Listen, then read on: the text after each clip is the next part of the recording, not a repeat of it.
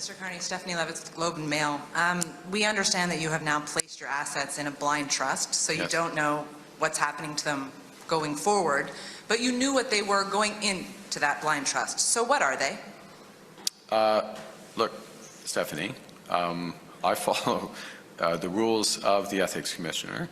I'm following them well in advance of any of the requirements, as you know, because I know you know this. You know that these requirements come into effect in months. We're talking days after I became Prime Minister.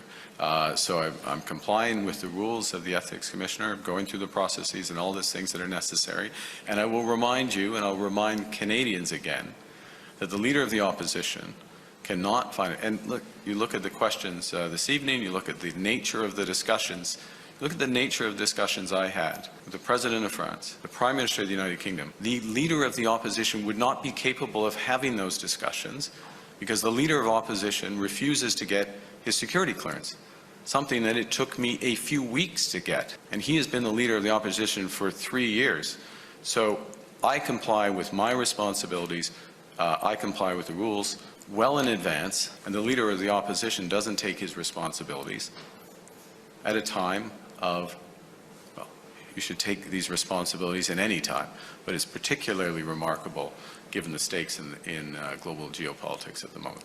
The rules say that those assets should be publicly disclosed within 120 days, which means you'll campaign in a coming federal election, most likely within the next 120 days, and are serving as Prime Minister now, with Canadians not being aware of what potential conflicts of interest you sought to avoid. What possible conflict would you have, Stephanie? Stephanie, I'm complying with the rules. I'm complying with the rules in advance. Point final. Are you saying you are not open to any conflict of interest? Yes. Someone spent most of his life in the private sector. There's no possible conflict of interest in your assets. It's very difficult to believe. Look inside yourself, Rosemary.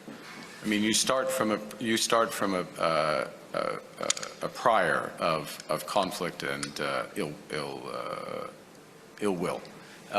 I have served in the private sector. I have stood up for Canada. I have left my roles in the private sector at a time of crisis for our country. I'm complying with all the rules.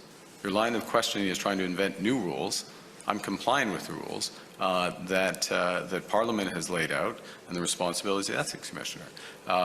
And I will continue to comply with those rules.